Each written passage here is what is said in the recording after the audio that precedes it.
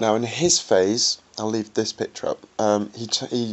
He fails a charge on the flank of the Treekin with his big Marauder block, but he gets in with his BSB's block, his level 4's block, which I thought was an interesting idea of him, because basically the only model that I could attack if he charges the Treekin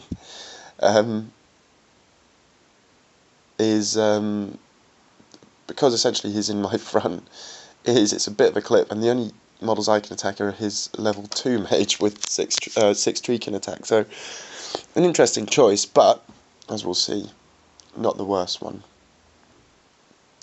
He charges in there. He charges in with his knights into my dryads on the right. I don't bother shuffling them up. I know what's going to happen there.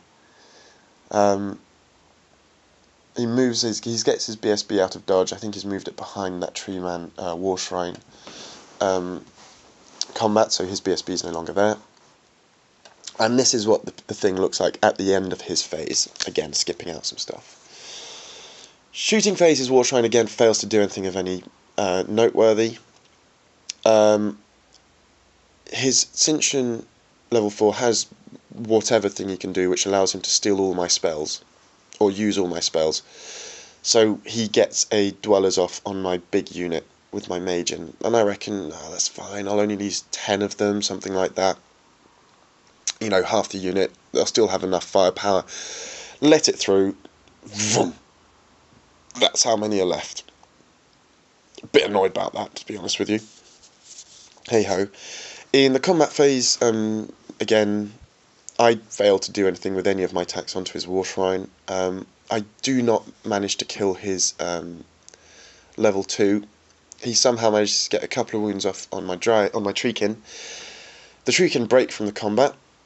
The Treeman sticks because he's stubborn, but luckily he fails to run me down, more importantly, and my Treekin are now sitting there in general BSB range, and it's not the worst thing for me because they are now blocking him off.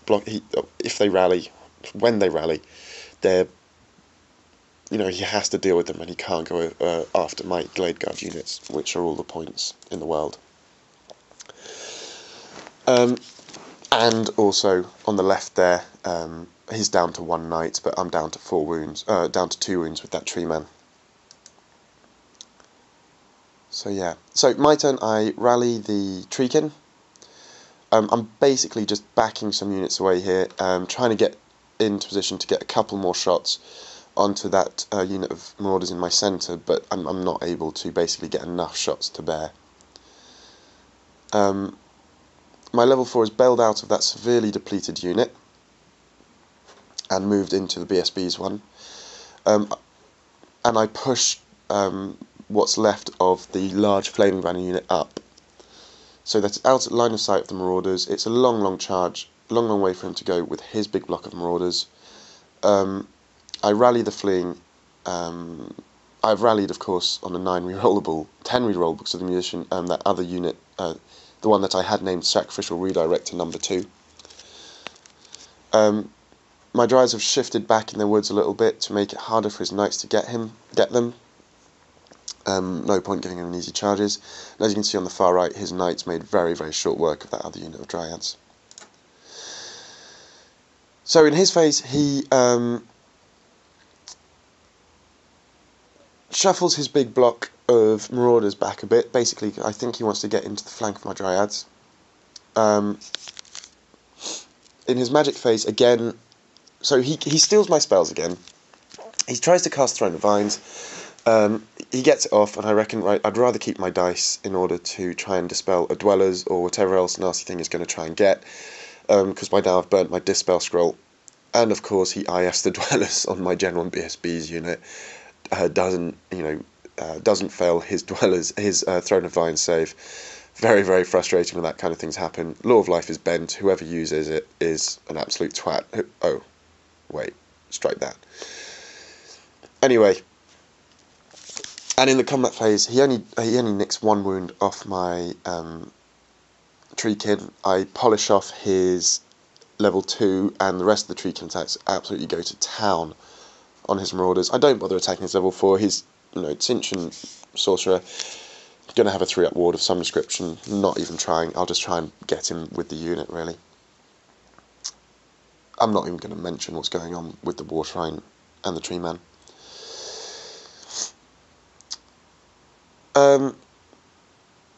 So in my phase, I again bail the 2 characters out to get them into the last big unit of Glade Guard they can reach, which is quite good. It means that the BSB is giving his reroll to both Tree Men just in case a whoopsie happens. That's a technical term, by the way, in Warhammer. And I turn around my leftmost units of Glade Guard and start walking them away, because it's fairly late out in the game, and you know, I just want to keep the points, because under South Coast GT comp, it's the VPs as per rulebook, so fleeing units don't give away VPs, and if I have 1 model left, or in this case 2, they don't give away VPs. So that's that.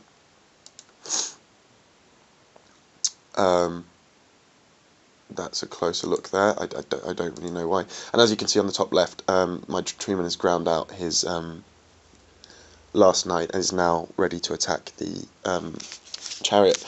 Like I said, the problem is with warriors, of course, that as soon as he's moved he got his BSB out of dodge, and by now his BSB has joined the big unit of marauders. He's leaving his 2 units there facing a massive fear-causing thing on a leadership of 8. So one of the 2 is basically either the chariot or the knights were failing a fear check every turn. So there we go. I've moved up my last 6 of the big unit there, basically to stop him being able to charge the flank of my dryads, because there's a lot of attacks in there. Even if I am, that does make him stubborn. And yeah, because he has to go in my front, and it just gives me some options there, because I won't be able to get them out of the way. So in the combat phase, I'd managed to get Throne of Flesh to Stone off on my Treekin. He did no damage to me.